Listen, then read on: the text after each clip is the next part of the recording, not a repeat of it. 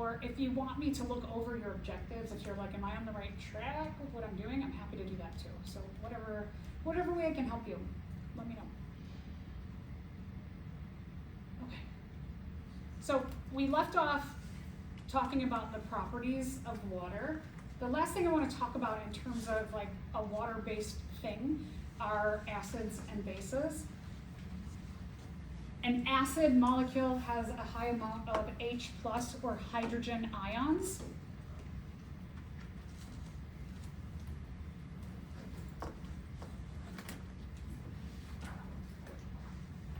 Acids have a pH of less than 7.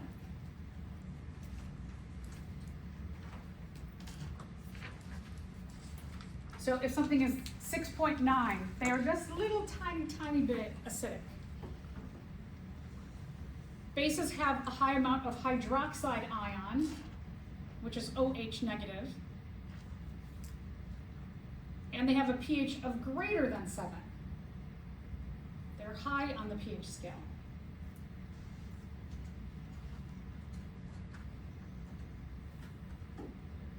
The pH scale goes from 0 to 14.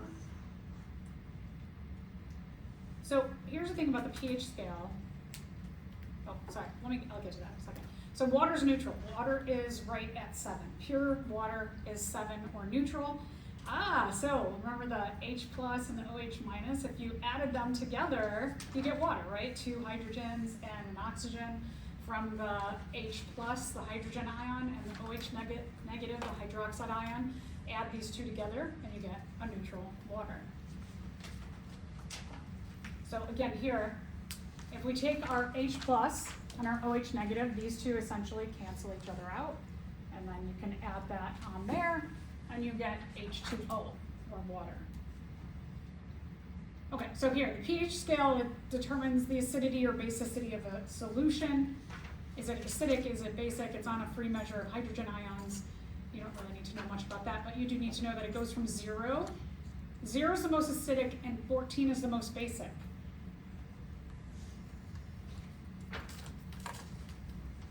So it only goes to 0 to 14, and 7 right in the middle is neutral. Let's take a look below at your pH scale and some of the examples that you are probably familiar with. Okay, so water, pure water is right here at 7.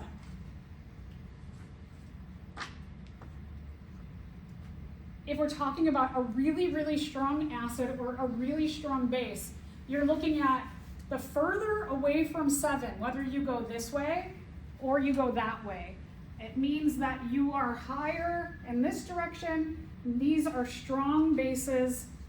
And as you go in this direction, these are strong acids. So strong is on the outside, and then it gets weaker until you get to neutral at 7.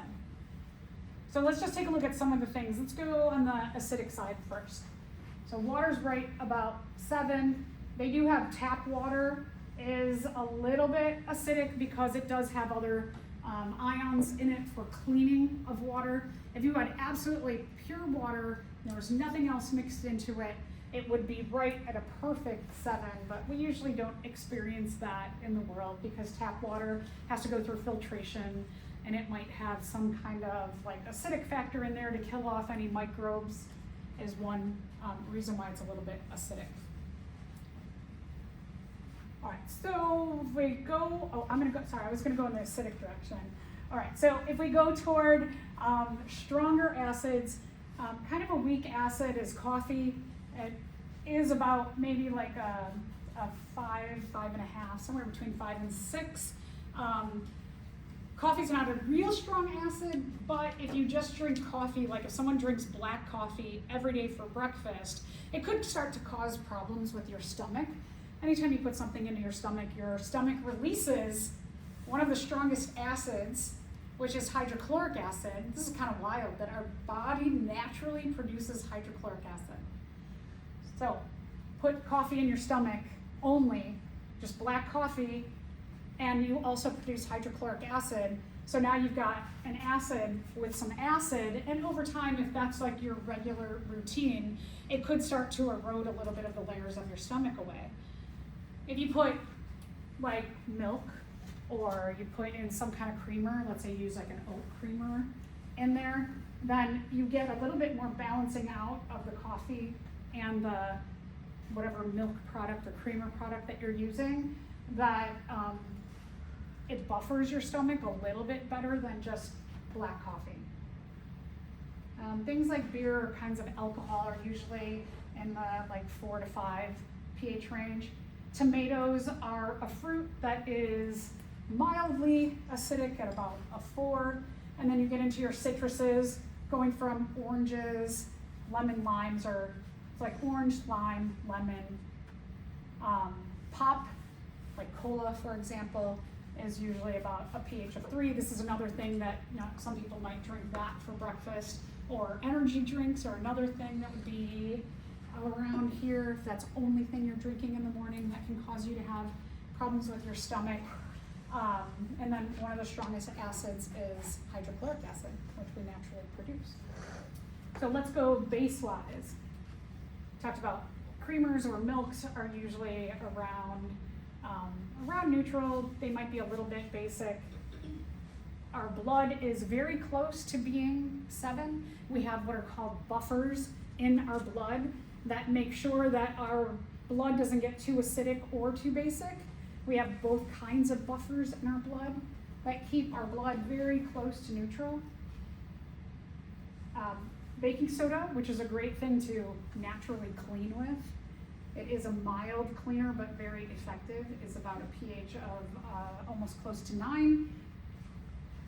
Your toothpastes are about a pH of 10 because you have bacteria that build in your mouth all day, and then hopefully you brush your teeth before you go to bed and you brush away those bacteria that are creating acids to digest away at the enamel on your teeth.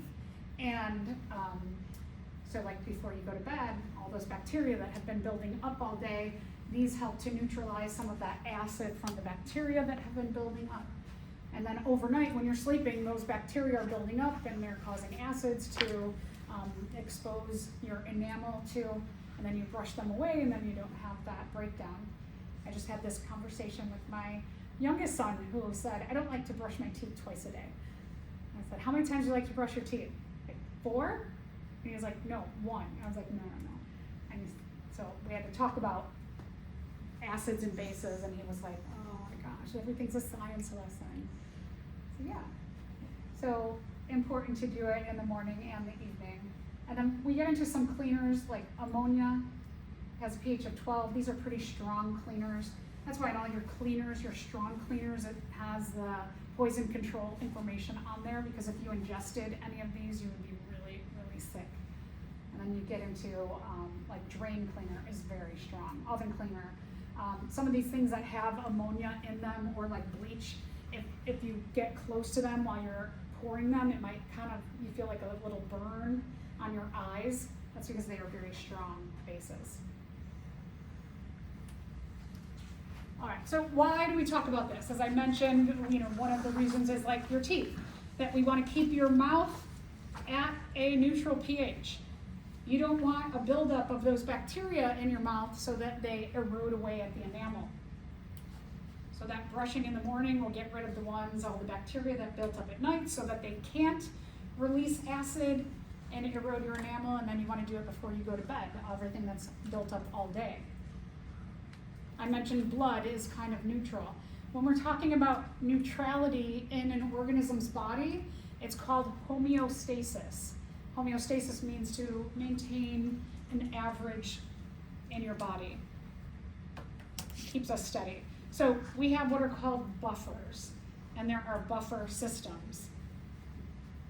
Physically, brushing with toothpaste is a buffer system for our mouth, but in our blood, as I mentioned, that we have some way to control the pH in our blood, what is happening is we have different buffers that are soaking up extra acid in your blood, or soaking up extra hydrogens, hydroxide ions in your blood, the H's and the OH negatives, and they're trying to keep your blood at about a neutral pH. The blood goes everywhere in our body. So we don't want to use acids or bases to digest any of the cells in our body, so these buffer systems are really important.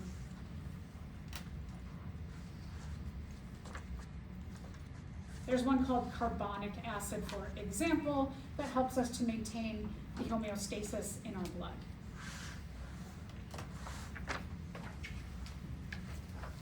So just a little bit about pH. All right, so now we're going to move on to chapter 3.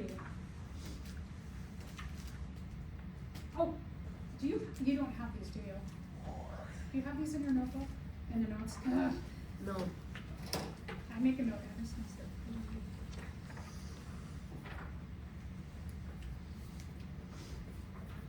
You might want to write these down.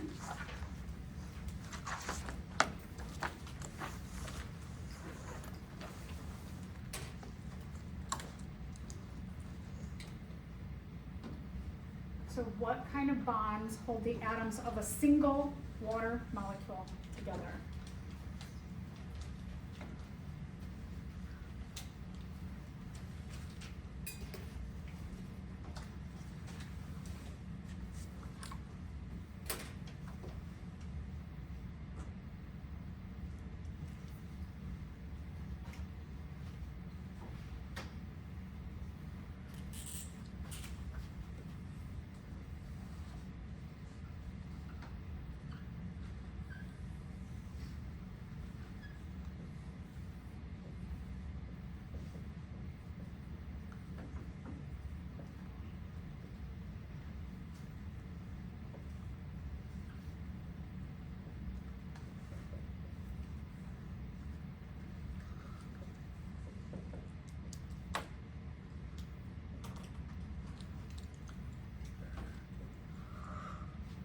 So here's a single water.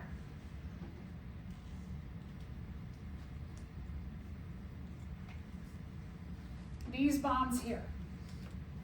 That's what we're talking about when we're talking about how is a single water held together, how are the two hydrogens and the oxygen held together to make water. So a single water, which would be like this, we can write it two ways. You can do it like that, or you often see it like this. That you have your oxygen and your two hydrogens. These indicate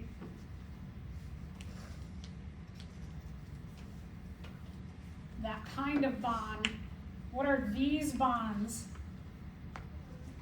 Yes, okay, so these are covalent bonds.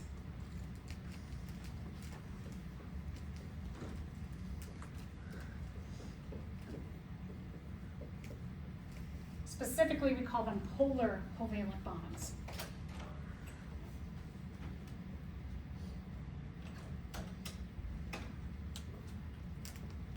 All right, this is a totally different question, although it's going to sound very similar. What kind of bonds form between water molecules? Hydrogen. Aha, good. So between waters,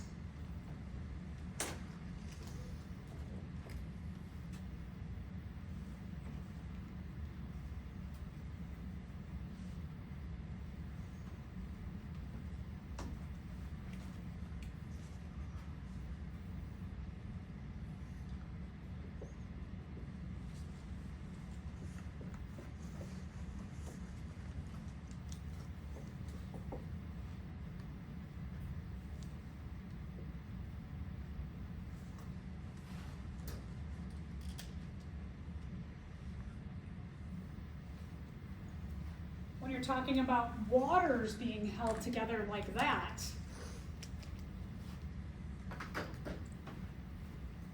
then you're talking about hydrogen bonds.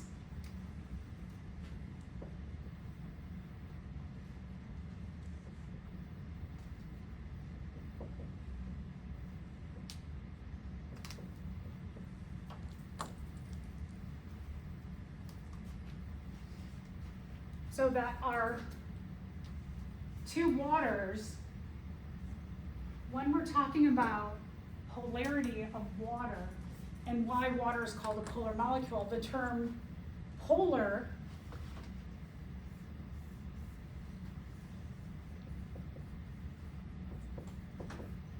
means opposite. So that when we're taking a look at our water here, we have two reasons again why we call it a polar or opposite molecule, because it has two sides.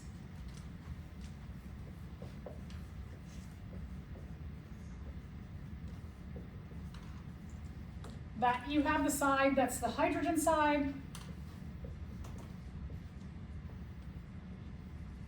and you have the side that is the oxygen side. But also, because you have these 8 positive protons in the middle of oxygen, on the oxygen side, the electrons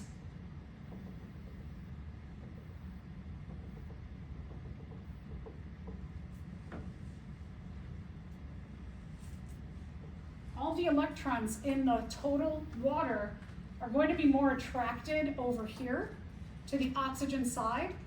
It's going to make this side of water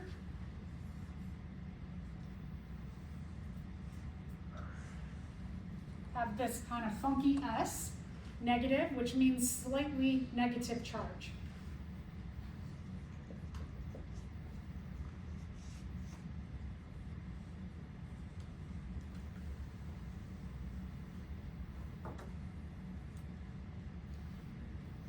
So that funky S with the negative means the oxygen side is slightly negative because all of the electrons are going to be drawn to this greater, larger 8-proton center. We know that negative and positive attract to one another. That leaves these 2 little protons kind of hanging out at the top of water by themselves. And so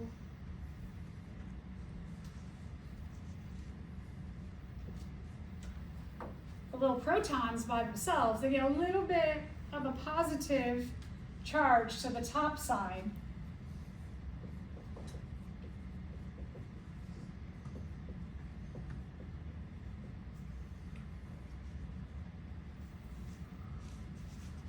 And that's what that funky, like the fancy S plus means.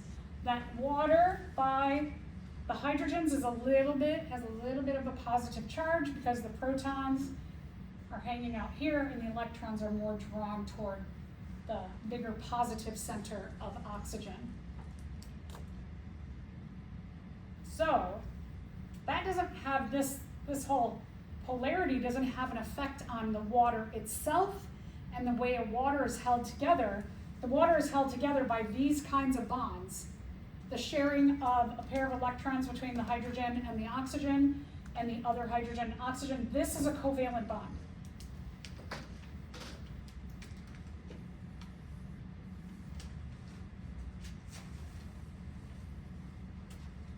So those right there are covalent bonds that hold a water together. But these opposite sides, having this polarity, especially the slightly positive side and the slightly negative side, leads us to how waters alone are attracted to each other. So that the oxygen, which we said the oxygen side has a slightly negative charge here, and the hydrogen a slightly positive charge, one water's oxygen that has a slightly negative charge is attracted to another water's hydrogen side, which has a little bit of a positive or a slightly positive charge. So that attraction of the little bit of negative for the little bit of positive is going to be a hydrogen bond. How would you ask the question about the hydrogen bond? Same question it is. I may give this question. But you said it was covalent. Okay. No, this one is hydrogen. The other one, Let's go for it. so this is a hydrogen bond. Okay. Oh no, okay. The other one is covalent. Oh, okay. Yeah, so that's why I want to go over this and make sure that you see there are two different questions being asked here. And that you understand that this question here is about the covalent bonds holding the water together. And this question here is about the hydrogen bond. If you want to, you could pull out your phone and take a picture of this together. And then for the other one, just note that this picture goes with the first one. Yeah, feel free if you want to take a picture with your phone.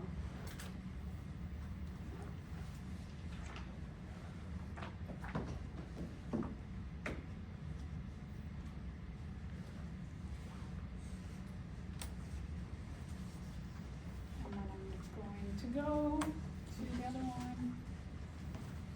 All right, and then this question here goes with this picture. These two go together.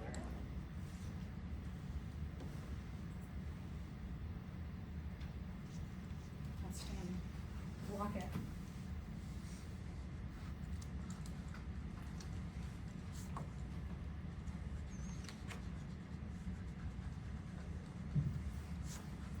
Okay.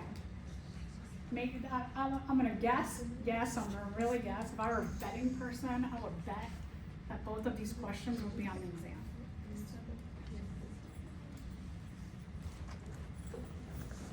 Does anybody have any questions? Can you explain the slightly positive and slightly negative one more time? For sure, yeah. Okay, so while polar covalent bonds are made by the sharing of electrons between one hydrogen and oxygen, that makes a polar covalent bond. The other hydrogen and oxygen also make a polar covalent bond. Polar covalent bonds hold one water together. Because of that, what happens with the structure of the whole water is that you have, let's just look at the protons, that in this hydrogen and this hydrogen, they only have one proton. So let's just, to remember that you've got one positive charge here. One here, and one here. Over here you have 8 positive protons. So the electrons, just think like one electron. If you're one single electron, do you think you would be, as a negative electron, do you think you would be more attracted to one proton or 8 protons? Which one would draw you closer? Which would have more of a charge? The 8 protons have a bigger positive, they've got 8 positive charges. So if you're one electron, you're gonna be like, woo, 8 positive charges, I'm drawing over here. As opposed to 1 for 1. It's kind of like if you're walking down the street and you see a pile of dollars and you see $1, which one would you go to first? Right, the pile, you'd go to the pile, right? So this is like more money. You'd be attracted to the more money pile than the one little dollar. So the electrons are going to be more attracted to the bigger positive pile than just 1 or 1. Yeah? Okay. So given that the electrons will be more attracted over here on the oxygen side, it gives, so this is where you might be like, wait a minute. Even though you have this 8 positive center, you have 8 electrons from oxygen being drawn here, but also 2 electrons, 1 each from hydrogen. So really you've got 10 electrons drawn to 8 protons. The 10 electrons give this just a little bit of an edge over the 8 protons here. So it makes it just a little bit negative. Not a full negative charge, but just a little bit. Because the electrons are drawn to this side of the water, you've got the positive protons up here who are just kind of like hanging out by themselves. And because you have them where most of their electron shells, they don't have electrons drawn out here, it gives them just a little bit of a positive charge up top. Okay, does that help? Thank you. Okay.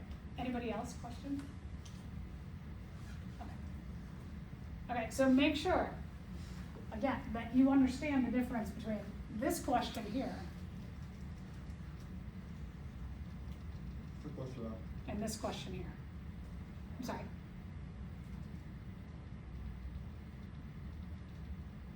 Okay. Okay. Anybody, any questions on molecules, atoms, elements? Okay. Let's then, oh, and this, do you have this somewhere?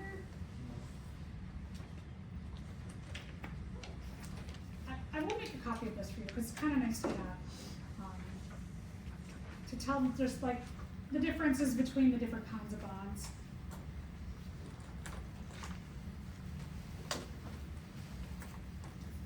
Okay.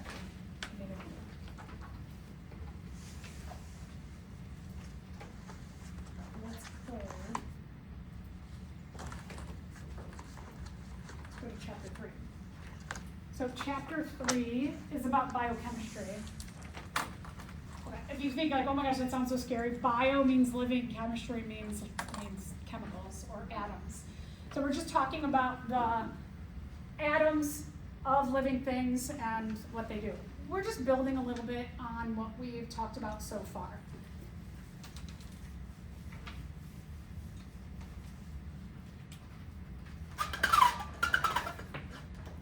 We're going to talk about some basic biochemistry. All right, back to carbon. Why is carbon so important to living things? Because let's draw out carbon again. So we have it.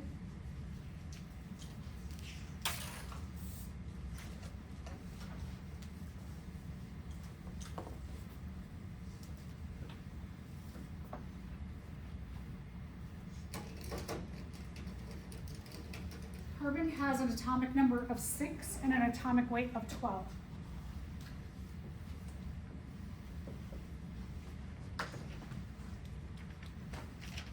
The atomic number of 6 tells us the number of protons.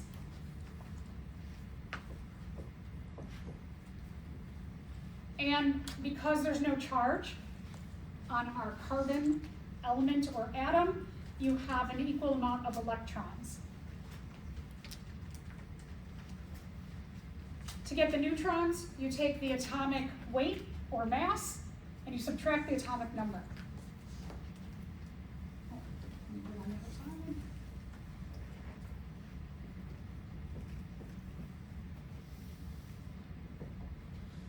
Atomic weight minus the atomic number gives you 6 neutrons. We're going to place our 6 neutrons and 6 protons in the nucleus. And then we have 6 electrons to place, so we'll start with our K shell and we'll put 2 electrons and fill up our K shell.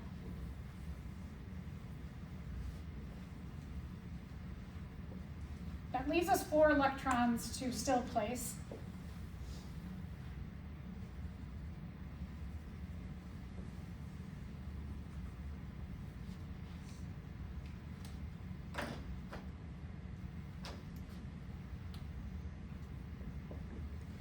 So that we have our 6 electrons, 2 in the K shell full, and 4 electrons in the L shell.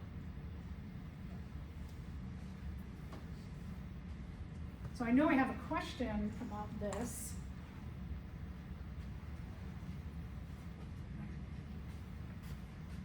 Let's just jump ahead real quick. I'll come back to this in a second. So in the middle of your page, or kind of like the lower third of your page, I have this question. How many atoms can carbon bond with then? Based on its atomic structure, if you remember, there was something key about the outer shell. How many electrons can carbon bond with based on its atomic structure? 4. Good, okay, a lot of you, yeah, good, very good, very good. You remembered that.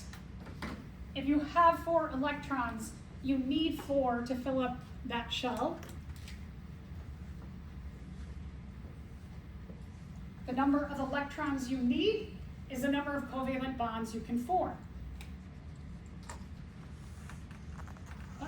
Okay, so carbon, so just below this question, I have carbon has 4 electrons in its outer shell. Because it needs 4, 1, so remember it needs 4. Needs 4 electrons to fill its outer shell. That means it can make 4 covalent bonds. So you could get stuff going this way, that way, that way, and that way, which makes it a really nice center for our biomolecules. So now let's go back to the beginning. Okay, so 1, based on this that we just looked at, it makes carbon really great for structure and function, and to make important things like glucose and protein and fat and DNA and RNA and ATP. All the really, really important things that we need in our body, carbon does this. The definition of organic molecule is carbon bonded to hydrogen. And so really, carbon is the base of the organic molecules, and organic molecules give us structure and function. All right, here's the other thing, is that, so then let's talk about inorganic molecules real quick. Inorganic molecules, they do not have carbon bonded to hydrogen, right? So does it mean that inorganic molecules, let me ask it maybe a more clear way, are inorganic molecules important though? Are they important? Is that important? Yeah. Yeah, right? So just because something is inorganic doesn't mean it's not important. Or inorganic molecules are still really, really important to us. Oxygen is inorganic. Carbon dioxide is inorganic. Salt is inorganic. Salt actually is like super critical to our health. You need to have a certain amount of salt for your muscles to function, for example. Muscles in our body, oftentimes we think like my muscles, right? My big muscles. Muscles are super important to how our blood pumps around our body. Our blood vessels, every blood vessel in our body has a little lining of muscle to help squish the blood around your body. Salt is important to making muscles function. Your digestive system, everything gets pushed through your digestive system via muscular contraction. So salt, you need a certain amount of salt. If you have too much salt, that's really bad too. It's kind of the way things work in our body and mostly in life. Like too much of a good thing no longer stays a good thing. It can be bad. That's a lot of things that happen in biology. So you want a homeostasis. We want a set amount that we need. We want it to go above it. We don't want to go below it. So organic molecules, carbon bonded to hydrogen. Inorganic molecules, they might have carbon, but it's not bonded to hydrogen. Or they don't have carbon or hydrogen bonded together. Both are important. Okay, so we're going to take a look at the diversity of organic molecules and what that means to us. So let's go back down. All right, got everything else filled in. Okay, let's go back down here.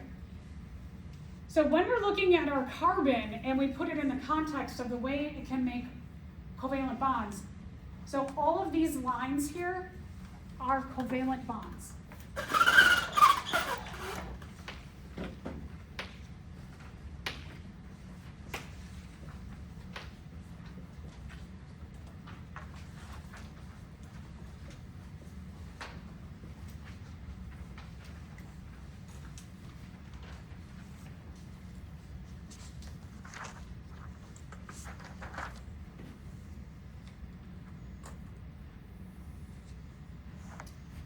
So every time you see a line, I got another in here some more way. So all these lines, every one of these lines that's coming out of a carbon means that it's a covalent bond. It's sharing a pair of electrons with something else.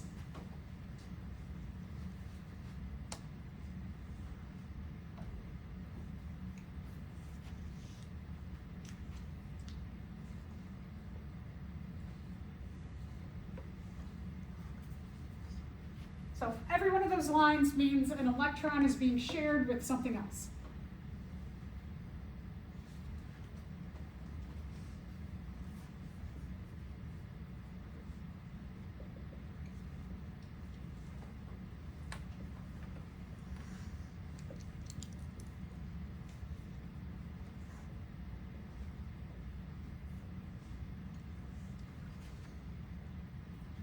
So again, a covalent bond means a sharing of a pair of electrons.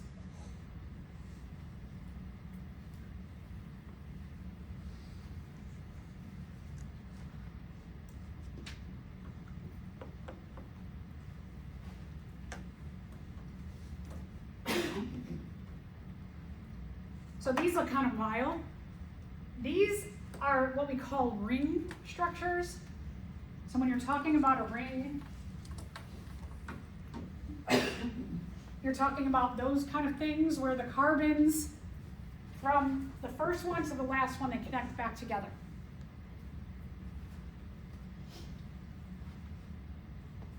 And this is what we would call a chain.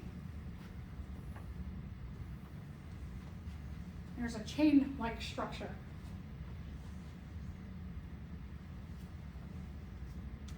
Now with them, like we said here on our atomic structure of carbon, it can have 1, 2, 3, 4 bonds. Every one of these carbons you see on the board will have 4 lines sticking out. So write 1, 2, 3, 4. So this one, you can see 1, 2, 3, 4. This one has 1, 2, 3, and 4.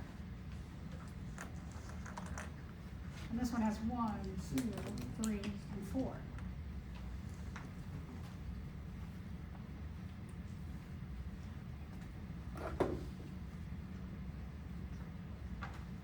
And we can do that all the way across, that every one you look at isolated wise has 1, 2, 3, 4.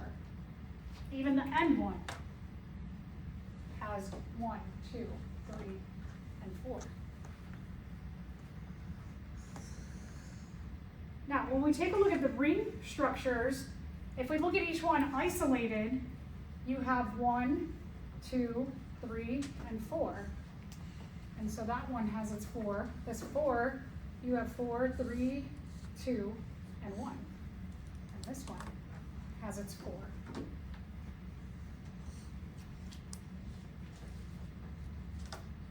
So every carbon bonds with 4 things. Sometimes of the 4 things, it can be carbon bonded to carbon. Carbon bonded to carbon. So carbon can be one of the 4. And often is. Sometimes it's 2 of them. Can be bonded to another carbon. So carbon can bond to itself of those 4 places, or it can bond to other things as well. Seems complex, but then there's like simplicity to it, right? Because it can be bonded to itself as well as other things. So this carbon, for example, is bonded to another carbon, and then it has 2 other things it will be bonded to. What we put here and here, or on all of these outer bonds, as we call them, functional groups. And there are different groups that can also be placed on them, that can also bond to carbon. So let's take a look and show, eventually, that while carbon is the backbone, it is the main chain, it is the main ring, and then we can add on other structures. Depending on what is added on will make that compound something different.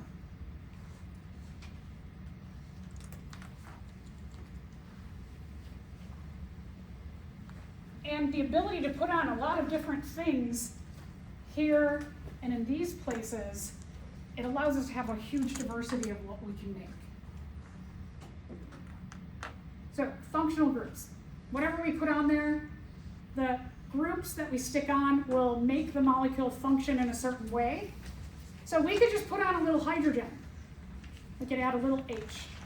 We could add an OH. It's called hydroxyl. This right here, when we're talking about carboxyl, what you see there with carboxyl,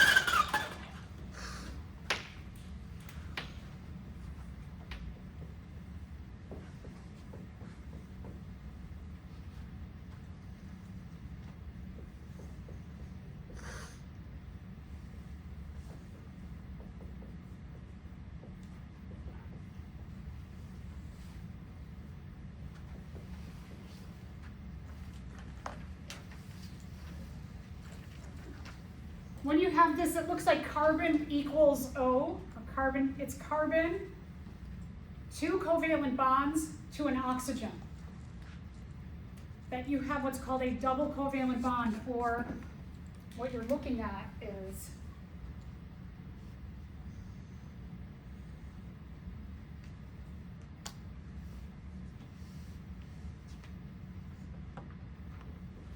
when you're placing the electrons, you have 2 pairs of electrons between the carbon and the oxygen, represented by 2 lines. So 2 covalent bonds between the carbon and the first oxygen. But you have another oxygen, and the other oxygen just gets 1 covalent bond to the carbon. So we call that carboxyl. Sometimes it's referred to alone.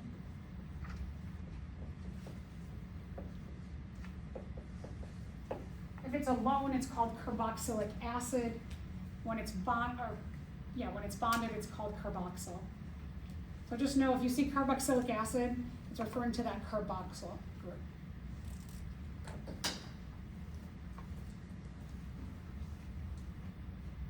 And then when you have a nitrogen bonded to 2 hydrogens, it's called amino. All of your amino acids have an amino group on them. And some of them get bigger, like the phosphate group. Methyl CH3. If we add another hydrogen on here, it's methane. So any of these we can pop on to our chains or rings. And when we do that, when we pop them on, it makes our core backbone behave differently. Makes it interact with other molecules differently or react differently, depending on what you put on here.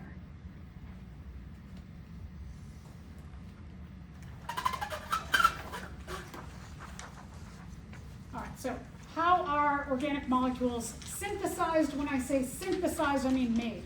How do you make organic molecules? One of the core principles of biology is you start with simple and you move to complex. And so when we're talking about simple to complex in regard to organic molecules, we're talking about monomers build polymers. Monomers are mono, meaning one. Polymer, poly, means many. So you take a bunch of single molecules, monomers, to build longer chains of them. So your monos, one, they build polys, many ones in a row.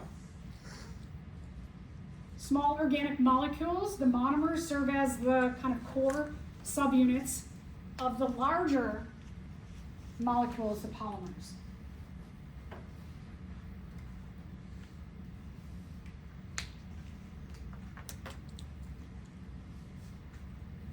So some examples of monomers.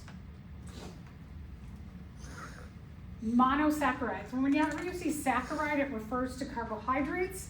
If we're talking about a mono, there's mono again. Monosaccharide means one sugar. One sugar. The monomers of our lipids, which are pretty big molecules, are glycerol and fatty acid. The monomers of our proteins are amino acids. And the monomers of our nucleic acids, like DNA and RNA, are nucleotides. So we have 4 classes of biomolecule groups or polymer groups that we'll look at. We are going to look at the carbohydrates, the lipids, the proteins, and the nucleic acids. All right, so just speculate. Based on what we talked about last class, What would you hypothesize has to be removed from two biomolecule groups to join together? What did we talk about last week that was really, really, really important? We spent a lot of time talking about. Which one of these? Hydrogen. Which other one of these? Hydro.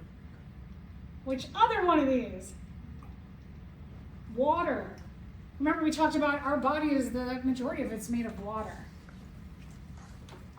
The hydrogen bonding of water makes us more solid than we are liquid.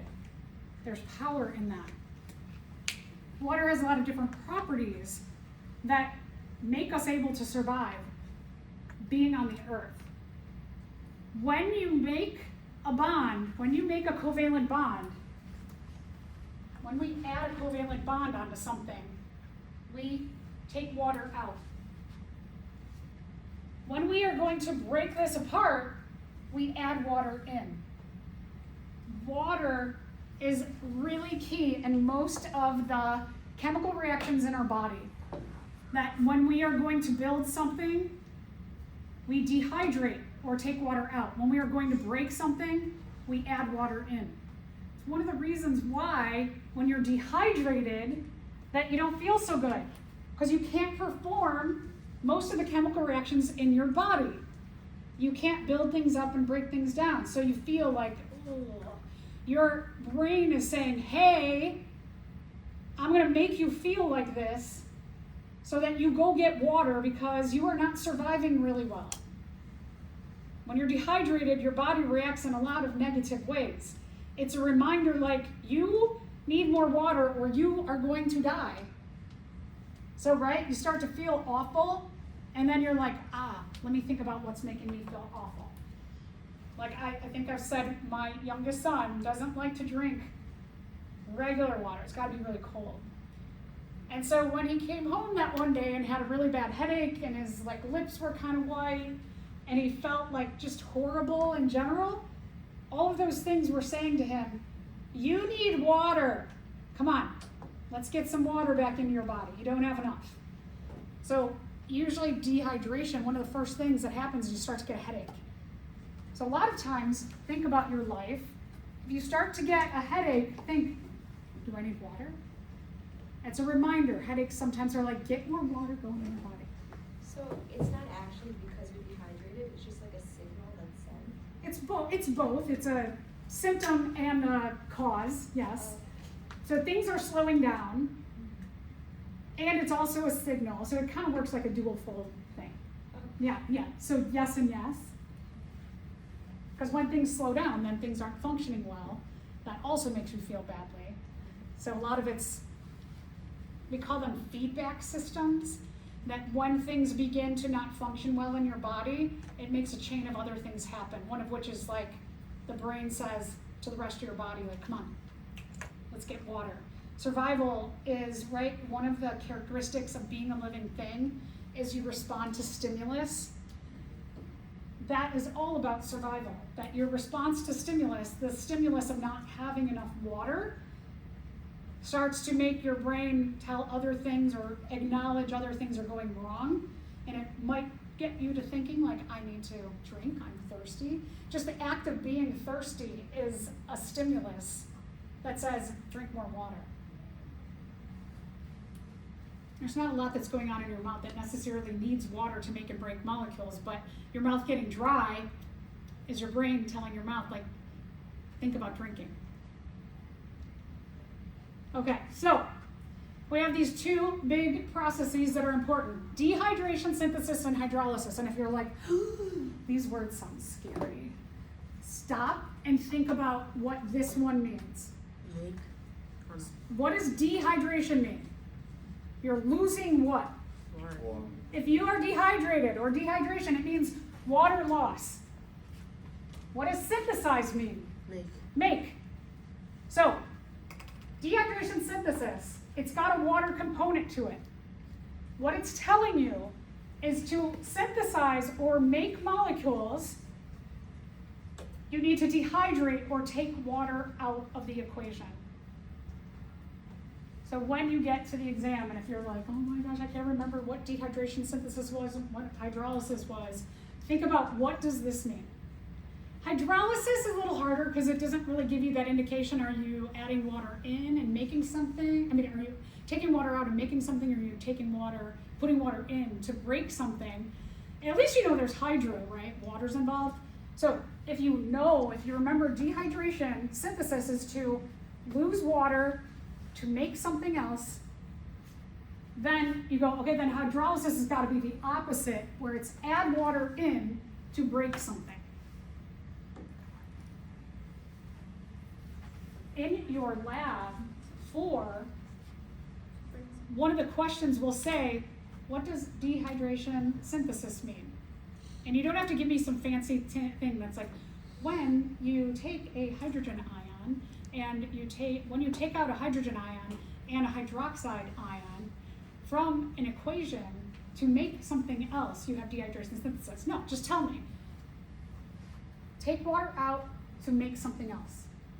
Because that's easy to remember. That's key. Dehydration to synthesize something else. Take water out to make something else. Yeah, that's why our body has so much water in it. Because we're constantly making and breaking things.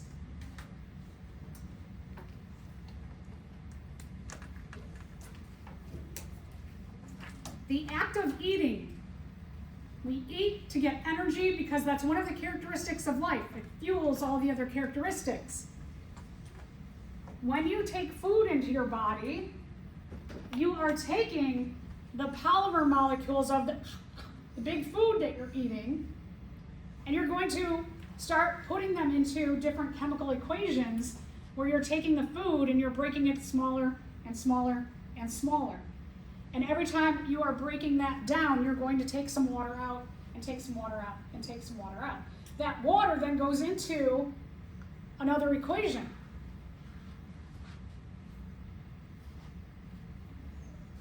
Sorry, we're putting water, oh my gosh, I went backward. When you're breaking things down, you're putting water in. That's why it's good to eat water, drink water when you're eating. It's key, right? As you break that into smaller and smaller, you're breaking it apart. You got to add water in at every step to break it down.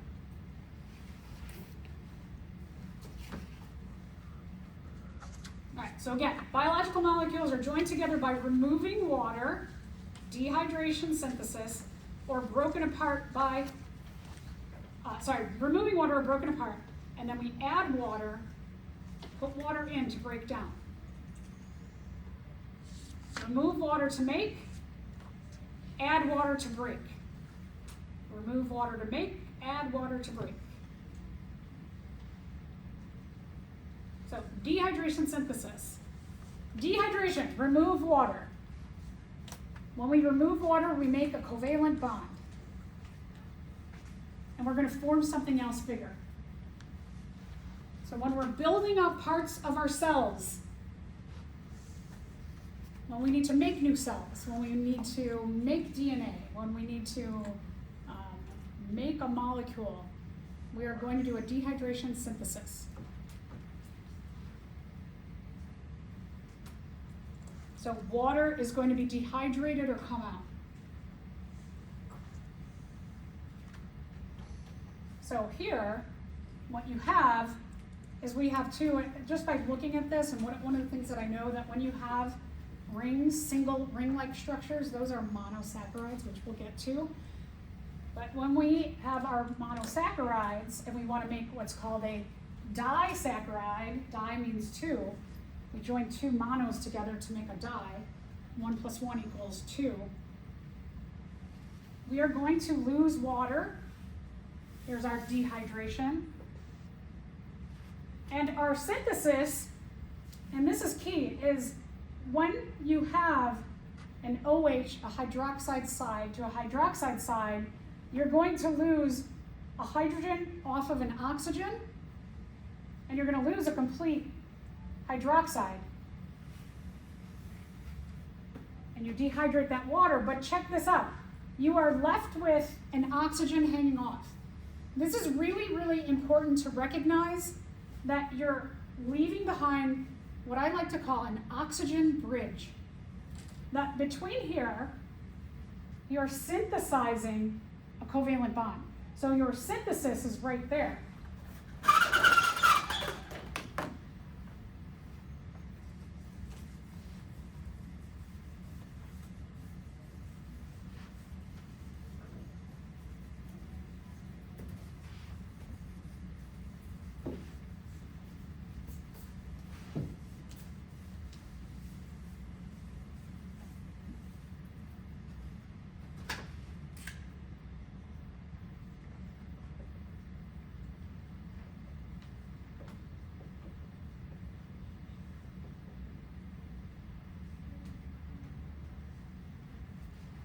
It's going to be two hydroxides meet up. Because what you don't see in this picture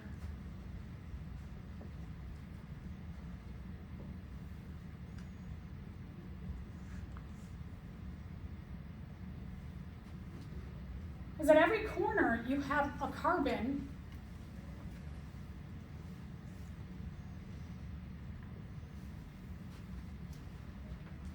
and each of these carbons has an H and an OH.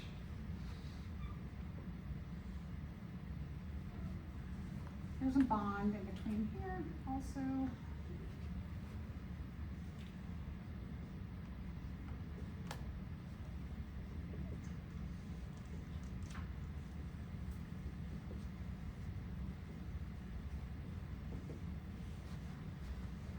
I don't like this illustration so much because it makes it too simple, but it couldn't find one that wasn't so complex that you couldn't see what was going on.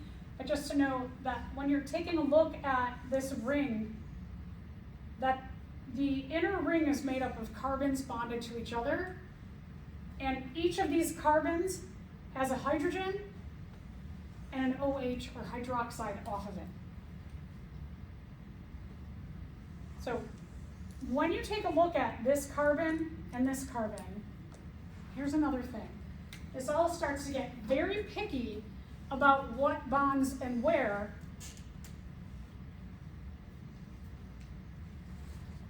Is that you have, this is carbon 1, 2, 3, 4, 5, and 6. But the carbon 1 of one monomer likes to bond with the carbon 4 of another one.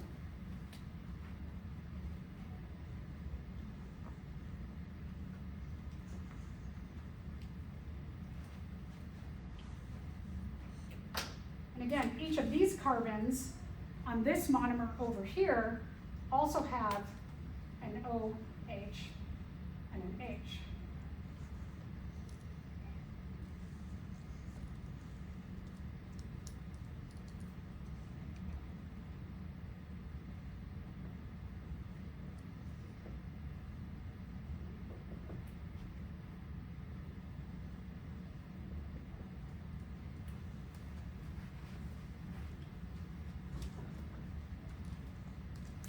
So now,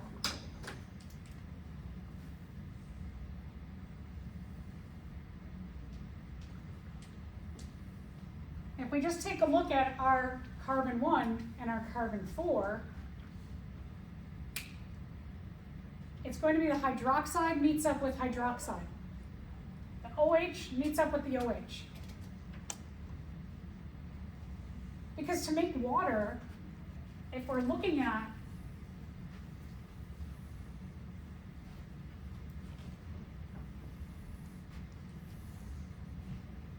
our water is made up of a hydroxide and a hydrogen. So hypothetically, couldn't you just use this hydrogen of carbon 1? Hypothetically you could, but that's not what happens. It is always going to be a hydroxide to a hydroxide, an OH to an OH. Because if you use this hydrogen, this doesn't happen. There's no oxygen left behind and no oxygen bridge. But that's what happens when you put these together, is you're left with this oxygen, which is that right there. So our bridge, our oxygen bridge here, and specifically our synthesis, is this particular covalent bond.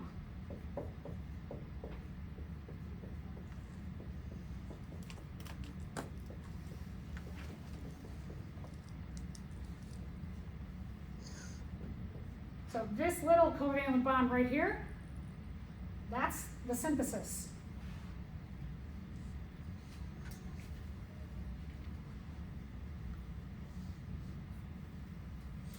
This oxygen bridge is the leftover from the hydrolysis.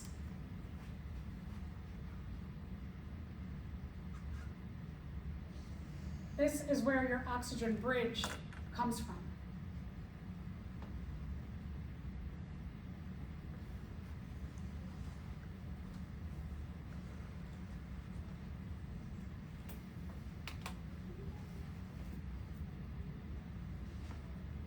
Sound, yeah. Is there gonna be like a question like this on the exam? Like which covalent bond is the synthesis? Could be, yeah. Could be like what kind of bridge is left between two monosaccharides. There's an oxygen bridge. What two functional groups line up together? The hydroxide and the hydroxide are the two functional groups that line up together.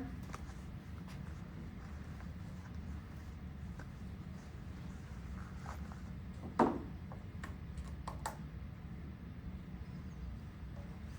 right, let's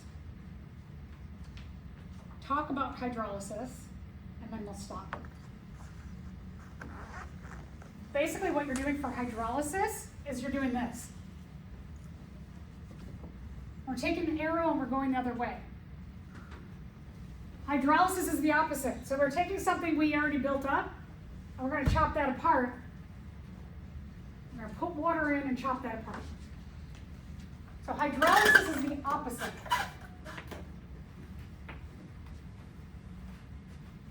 It's just the reverse reaction of a dehydration synthesis.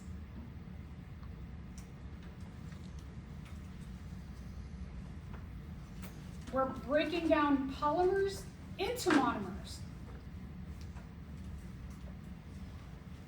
We're breaking down with hydrolysis.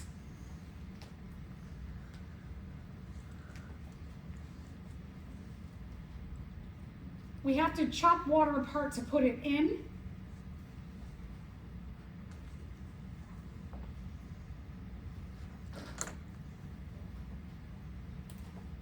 Because when we chop our polymer apart, one piece monomer is going to get an OH and the other one's going to get the H. So we add the water in by breaking it apart. We break apart the big molecule, we break apart the water. We put the water in.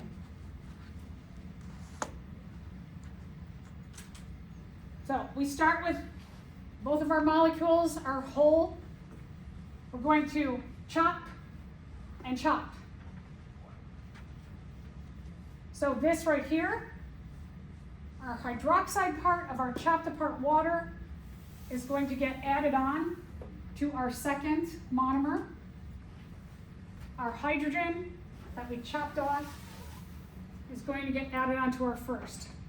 So even though we're breaking apart water, we are adding the pieces of the water in. So we're adding the chopped up water in, and then we're chopping our oxygen bridge, and we're making two monomers. So we break things down by adding water. That's the opposite. All right, we will, does anybody have any questions on that? Okay, we will stop there.